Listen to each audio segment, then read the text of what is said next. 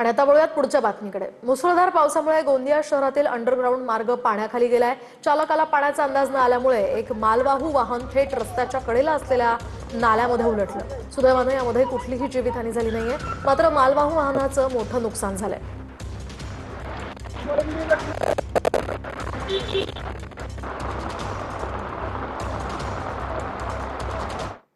तर तिकडे विरार पूर्व भागातील पापडखिंड धरण ओव्हरफ्लो झालंय। सलग 3 दिवसांपासून पडणाऱ्या मुसळधार पावसामुळे धरणातला पाण्याचा साठा आता वाढलाय।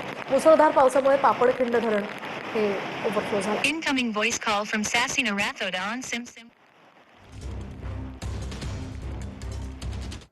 महाराष्ट्राचं मिनी काश्मीर म्हणून ओळख असलेल्या महाबळेश्वरचा वेण्णा लेक सुद्धा आता पूर्ण क्षमतेने भरून ओव्हरफ्लो होतोय। महाबळेश्वरमध्ये सुरू असलेल्या दमदार पावसामुळे वेण्णा तलाव पूर्ण क्षमतेने भरल्यानं तलावाच्या सांडव्यातनं आता पाणी वाहण्यासही सुरुवात झाली आहे। मागील वर्षी जून महिन्यात हा तलाव भरला होता।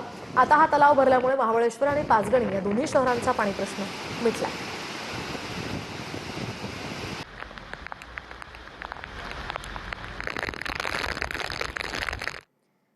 तर दुसरीकडे रविवार हा सुट्टीचा दिवस आज असल्यामुळे खडकवासला धरण परिसरात पर्यटकांची प्रचंड गर्दी पाहायला मिळाली आहे। दरम्यान धपासच्या मुख्य रस्त्यांवर यामुळे मोठ्या प्रमाणात वाहतूक कोंडी झाली आहे। वीकेंडचा आनंद घेण्यासाठी पुणे आणि परिसरातून हजारो नागरिक सहकुटुंब खडकवासला चौपाटीवर दाखल झाले होते।